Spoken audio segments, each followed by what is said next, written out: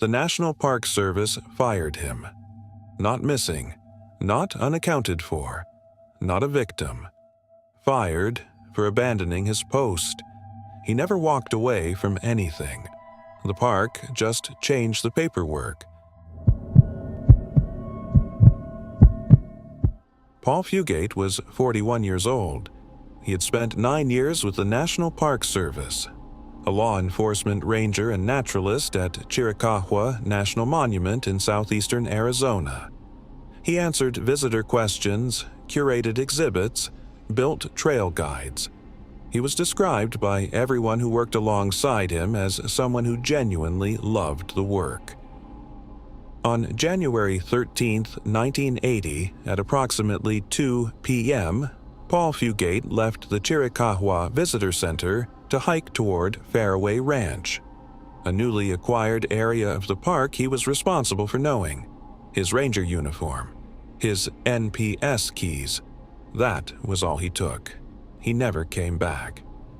The search that followed covered all 12,000 acres of Chiricahua's complex terrain, canyons, arroyos, barrancas. NPS personnel, Cochise County Sheriff investigators, volunteers organized by his wife Dodie, who would spend the next 4 decades searching. Senator Barry Goldwater was contacted. Benefit concerts were held. Sightings came in from across the country. A mentally disabled man in New Mexico, a shrimp fisherman in the Florida Keys. None of them were Paul. What Paul left behind in his cabin was everything a man does not leave behind when he chooses to disappear. His wallet, $300 in cash, a valuable gun collection, expensive camera equipment, a truck he was restoring, an unfinished life insurance application on the desk. And then the NPS made a decision that his family has never fully recovered from. In February 1981, 13 months after Paul vanished, the National Park Service formally fired him for abandoning his post.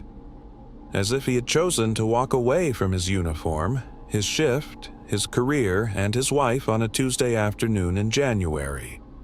His widow Dodie was told to return the $6,925 the government had paid her, while Paul was listed as missing, plus 11% interest. For 6 years, the NPS refused to certify Paul Fugate as deceased. For 6 years, Dodie could not collect survivor benefits, the benefits the government owes the family of a federal officer who dies in the line of duty. Because officially, Paul Fugate did not die. He quit. In 1986, an NPS investigator and an Arizona Department of Public Safety investigator spent a week reviewing the case and concluded there was no reason to believe Paul had left voluntarily. Dodie's benefits were finally approved, but the investigation never produced an answer. Here is what the official record contains and does not follow up on. A park employee, described in Cochise County Sheriff records and the Charley Project as an acquaintance, reported seeing Paul that afternoon, slumped between 2 men in a pickup truck. The truck was dark green with a camper shell. The driver had a Kenny Rogers-style beard, was in his 30s, wearing a red, black and white plaid shirt. The second man wore a green jacket, possibly the one Paul had left the visitor center in. The truck was traveling away from the monument at speed. Under hypnosis, the witness added specific details. The way Paul's body was positioned, his expression, sad, dejected. Park employees reportedly found vehicle spin-out tracks on a primitive road near Fairway and signs of a scuffle in the dirt. The NPS regional chief detective dismissed the witness account. He told one reporter he believed Fugate was living with a paramour somewhere, very healthy, and that finding him was not a priority. Back then, Cochise County shared 80 miles of border with Mexico. The Chiricahua corridor was a documented drug trafficking route. A Park Service employee named Karen Gonzalez was assaulted and nearly killed by an alleged drug smuggler in the Fairway Ranch area in 2014, the same area Paul walked into in 1980. In 2018, the NPS raised the reward for information in Paul Fugate's case to $60,000. New information had surfaced. No details were released publicly. Paul Fugate is still the only National Park Service ranger in the agency's history to disappear on duty and never be accounted for. The park kept him. The institution just changed the paperwork so it did not have to admit it. A witness saw him slumped in a pickup truck, spin-out tracks and signs of a scuffle near the trail. The NPS dismissed it and called him a voluntary disappearance for 13 months. Subscribe to Obscure Nights, because the cases that get closed wrong are the ones that need the most attention. Was Paul Fugate the victim of drug trafficking in a park the NPS knew was dangerous? Or does something about the way the institution handled the paperwork tell you there was something they did not want to look for? Drop your answer below. Kirk Olsen was 61 years old.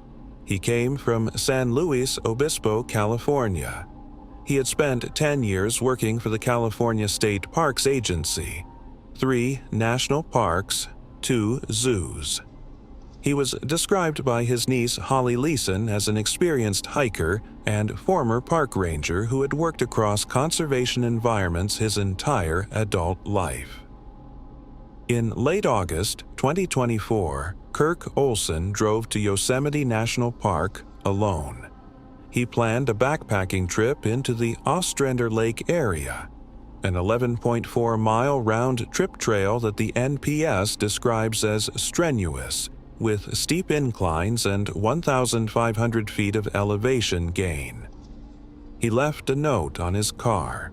It said he planned to return August 27th. That note is the detail that stays with me. His niece told the San Francisco Chronicle that Kirk had intended to use the hike to decide on his next move. He was at a transition point in his life. The hike was not just a trip into the backcountry. It was a place to think, a place to make a decision about what came next. A park ranger found the note on September 12th, 2 weeks after Kirk's planned return date. That note turned what should have been a routine car check into a full-scale search operation. Ground teams, aerial search, NPS Investigative Services branch involved. On September 14, 2024, Kirk Olsen was found deceased in the Ostrander Lake area. No cause of death was officially confirmed.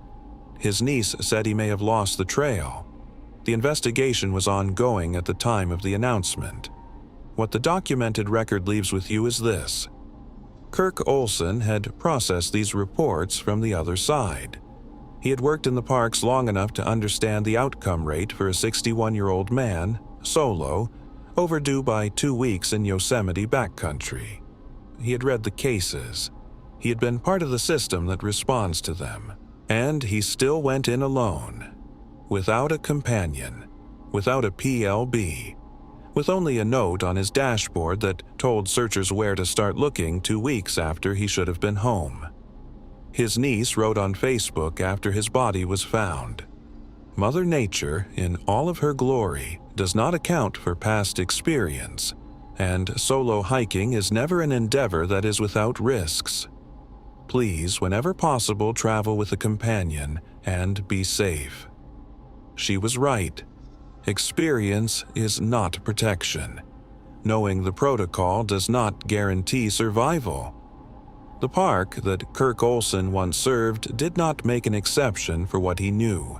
A former ranger who knew exactly what solo hiking in Yosemite backcountry costs, who went in anyway to decide on his next move, and whose note on the dashboard was the only thing that told searchers where to look. Subscribe to Obscure Nights. These are the cases that close without answers. And I want to know what you think.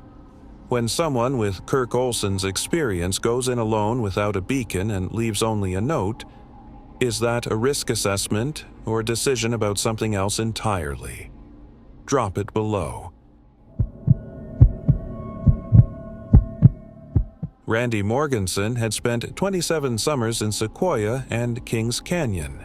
Not seasons, summers. The distinction matters because most backcountry rangers rotate. Randy never rotated.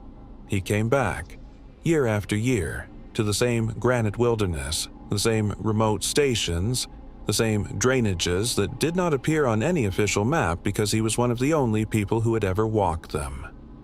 On July 21, 1996, he walked out of his Bench Lake station and did not come back.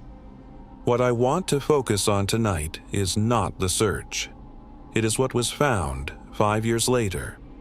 In July 2001, trail workers doing routine maintenance in the Window Peak drainage found human remains. A tattered shirt, Randy Morgenson's NPS badge still attached, his backpack still on, waist belt still buckled. Whatever happened in that drainage happened fast. Fast enough that he never took the pack off. And then there was the radio. His two-way radio was found at the top of a waterfall. Not at the bottom with his remains. Not lost somewhere on the trail between Bench Lake and the drainage. At the top of the waterfall above where his body was found below. Fully functioning, switched on, in transmit-ready position. Here's what that means physically. A standard NPS two-way radio in the Sierra Nevada backcountry operates on a battery that lasts days under normal use.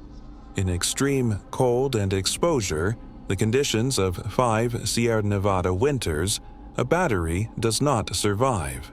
Electronics do not survive. The specific circuitry that holds a radio in transmit-ready position requires power. Power that should not have existed after 5 years of altitude, freeze-thaw cycles, and the conditions of the Window Peak drainage. The timeline does not support that radio being on the rock since 1996, which means at some point between 1996 and 2001, that radio was placed there. Or someone turned it on, or both. If Randy Morgenson went over that waterfall in the summer of 1996, there is no physical explanation for a functioning radio in transmit-ready position at the top of it 5 years later. If the radio was placed there after 1996 by someone who had access to NPS equipment, who knew that drainage, who knew where Randy was, then the question is not what happened to Randy Morgenson in 1996. The question is what happened to that radio between 1996 and 2001, and who put it there. The cause of Randy Morgenson's death was never determined. 5 winters had left nothing that forensic analysis could work with. The official record closed on inconclusive. His radio was on, transmit ready, pointed at a sky it had no battery left to reach. Whatever he heard on it, or whoever placed it there for searchers to find, has never been identified in any public document associated with this case. To Randy's family and to the rangers who knew him across 27 seasons in those mountains, this channel covers his case because the radio deserves an answer. We hope that one day the Window Peak drainage gives back what it has kept. What do you think happened to that radio between 1996 and 2001? Was it there the whole time and the battery explanation is wrong? Or did someone put it there?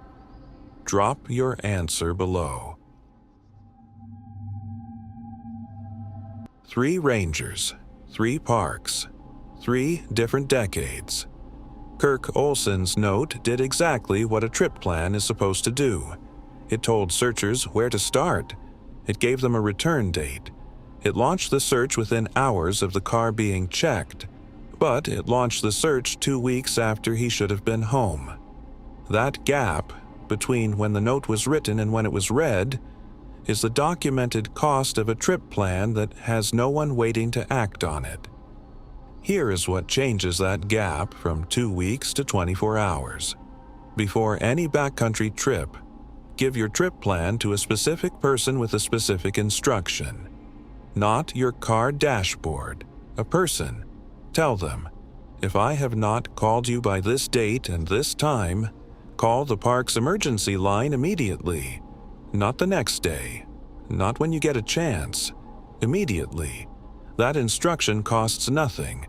It turns a note on a dashboard into a system with a human being at the other end of it. Paul Fugate had colleagues who noticed he was missing before his shift ended. Randy Morgenson had a colleague who hiked through the night when the radio went silent. Kirk Olsen had a note. The difference between those three outcomes is not experience. It is whether someone was waiting and ready to act the moment the return window closed. Tell someone your return date. Give them a specific action to take when it passes. That is the protocol that experience alone cannot replace. To the family of Paul Fugate, who have searched for over 4 decades and still have no place to lay him to rest. To the family and colleagues of Randy Morgenson, who gave 27 seasons to those mountains and deserved more than a search built on information that was never fully shared. And to the family of Kirk Olsen, particularly his niece Holly, who spent weeks asking strangers to help find her uncle in a park that became the last place he ever decided anything. These cases exist on this channel because the people inside them deserve to be remembered as more than a missing persons file. This is Obscure Nights, where the cases nobody talks about get told the way they actually happened. Good night.